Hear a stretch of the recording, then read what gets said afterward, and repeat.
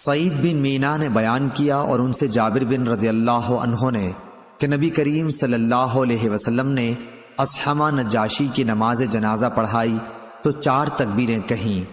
یزید بن ہارون واسطی اور عبد الصمد نے سلیم سے اصحمہ نام نقل کیا ہے اور عبد الصمد نے اس کی متابعت کی ہے۔ صحیح بخاری حدیث نمبر 1334۔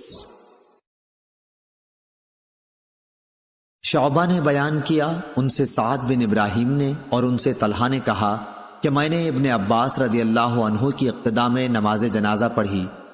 دوسری سند ہم سے محمد بن کثیر نے بیان کیا، کہا کہ ہمیں سفیان سوری نے خبر دی، انہیں سعد بن ابراہیم نے، انہیں طلحہ بن عبداللہ بن عوف نے، انہوں نے بتلایا کہ میں نے ابن عباس رضی اللہ عنہ کے پیچھے نماز جنازہ پڑھی تو آپ نے سورہ فاتحہ ذرا پکار کر پڑھی، پھر فرمایا کہ تمہیں معلوم ہونا چاہیے کہ یہی طریقہ نبوی ہے۔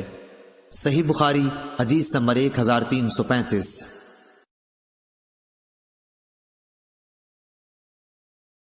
سلیمان شیبانی نے بیان کیا، کہا کہ میں نے شعبی سے سنا، انہوں نے بیان کیا کہ مجھے اس صحابی نے خبر دی جو نبی کریم صلی اللہ علیہ وسلم کے ساتھ ایک الگ تھلگ قبر سے گزرے تھے۔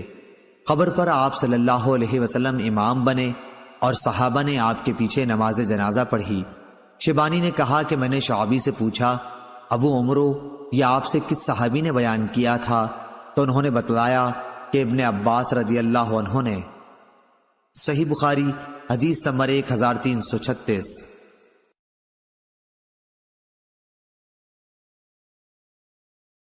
ثابت نے بیان کیا ان سے ابو رافع نے اور ان سے ابو ہریرہ رضی اللہ عنہ نے کہ کالے رنگ کا ایک مرد یا ایک کالی عورت مسجد کی خدمت کیا کرتی تھی، ان کی وفات ہو گئی، لیکن نبی کریم صلی اللہ علیہ وسلم کو ان کی وفات کی خبر کسی نے نہیں دی۔ ایک دن آپ نے خود یاد فرمایا کہ وہ شخص دکھائی نہیں دیتا۔ صحابہ رضی اللہ عنہ نے کہا، یا رسول اللہ صلی اللہ علیہ وسلم ان کا تو انتقال ہو گیا۔ آپ صلی اللہ علیہ وسلم نے فرمایا کہ پھر تم نے مجھے خبر کیوں نہیں دی؟ صحابہ نے عرض کیا کہ یہ وجوہ تھیں اس لیے آپ کو تکلیف نہیں دی گئی۔ گویا لوگوں نے ان کو حقیر جان کر قابل توجہ نہیں سمجھا، لیکن آپ نے فرمایا کہ چلو مجھے ان کی قبر بتا دو۔ چنانچہ آپ صلی اللہ علیہ وسلم اس کی قبر پر تشریف لائے اور اس پر نماز جنازہ پڑھی۔ صحیح بخاری حدیث نمبر 1337۔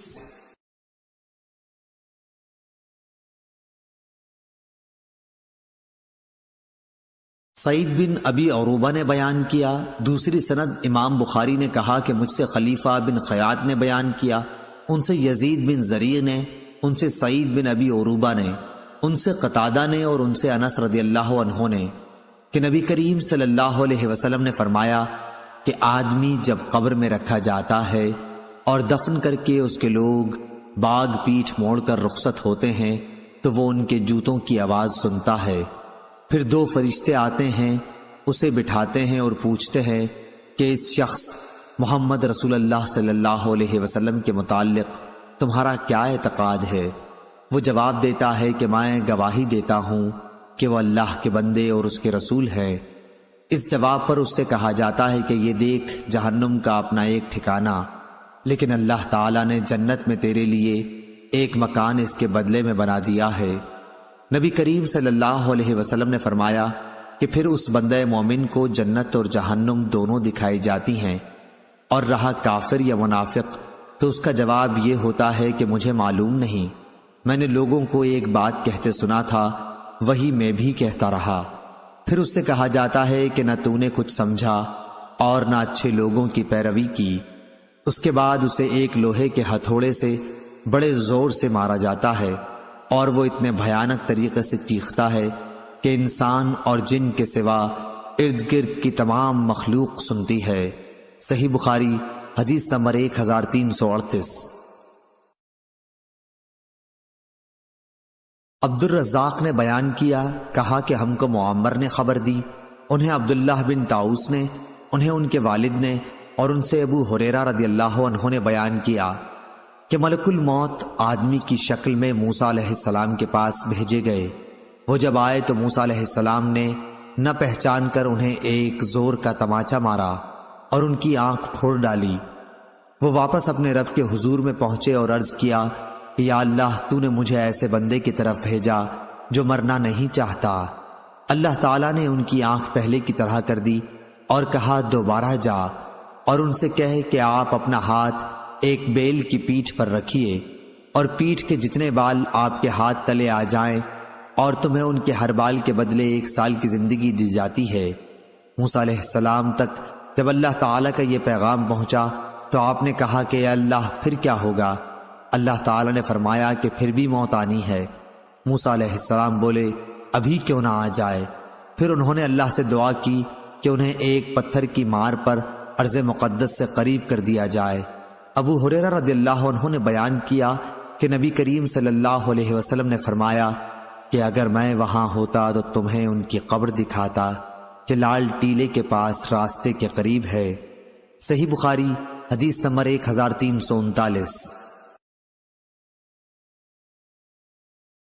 ابن عباس رضی اللہ عنہ نے بیان کیا کہ نبی کریم صلی اللہ علیہ وسلم نے ایک ایسے شخص کی نماز جنازہ پڑھی جن کا انتقال رات میں ہو گیا تھا اور اسے رات ہی میں دفن کر دیا گیا تھا۔ آپ صلی اللہ علیہ وسلم اور آپ کے اصحاب کھڑے ہوئے اور آپ صلی اللہ علیہ وسلم نے ان کے متعلق پوچھا تھا کہ یہ کن کی قبر ہے؟ لوگوں نے بتایا کہ فلاں کی ہے جسے کل رات میں ہی دفن کیا گیا ہے۔ پھر سب نے دوسرے روز نماز جنازہ پڑھی۔